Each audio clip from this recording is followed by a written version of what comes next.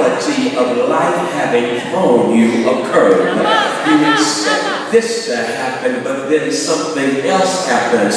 Life will throw you a curve. In her last installment of her, 6-part autobiographical series, the last part of that installment is entitled A Song Flung Up to Heaven. And in A Song Flung Up to Heaven, she shares how there was a season in her life where she was hit and hurt by a series of curveballs that life had thrown her way. Maya was residing in West Africa when she bumped into that charismatic and conscious committed brother by the name of Malcolm X. Malcolm, you recall in history, had broken from the Nation of Islam. He had broken with Elijah Muhammad, but bearing in his heart a vision of what could happen if black people from around the world of the African diaspora would come together. Malcolm had that dream, had that vision, and shared with Maya Angelou the vision of an African organization of people coming together to make a difference in this world in order to lift and liberate those of us whose skin has been kissed by nature's sun. And with that being the case, here is Maya Angelou receiving, being energized by this dream, and now so energized by the dream, Maya Angelou decides that she will leave her residence in West Africa and go back to the United States to join in with Malcolm in organizing this new movement. Check it out. Don't you love that? Because Malcolm had cast such a compelling vision that Maya teaches all of us, if we are going to reach the millennial generation, they must feel that they are a part of a movement that is making a difference. Ain't nobody trying to come to church just to sit, look sweet, and leave. Nobody wants to sit up in church on Sunday and go through the same old, same old.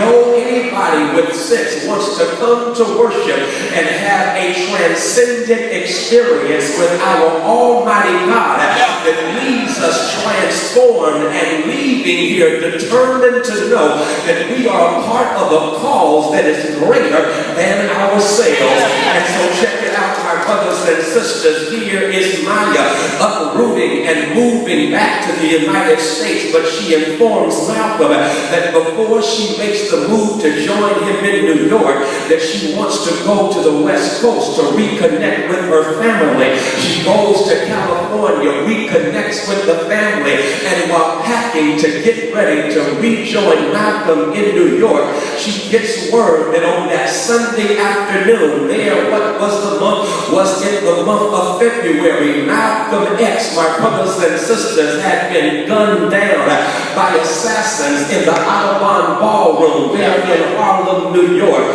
Imagine how Maya must feel, tore up from the floor up. But then, my brothers and sisters, being on the West Coast, she decides that she will go on down to Southern California and get back on the stage, utilizing her skills as a performing artist. And while doing that, we all know that this is the mid to late 60s, and of course during this time there was an uprising. Riots took place in Los Angeles, California, to quote the drum major for justice, Martin Luther King Jr., violence is the language of the unheard. Those who were dwelling in airtight cages of poverty had exploded in riotous rage. Dr. King, the drum major for peace, makes his way out to Los Angeles, and while touring the devastation and giving an ear to the unheard, he runs into his good friend Maya Angelou. When he runs into Maya, he conveys to Maya his own vision. Here's your shout right here. A vision of a poor people's campaign that he is going to take to the seat of power in Washington, D.C. It was Dr. King's vision to have this nation deal with income inequality, because there was something sick and sinful about the richest nation in the world having second-class citizens living in third-world conditions. And so Dr. King is organizing organizing a poor people's campaign and invites Maya Angelou to organize the churches in the north.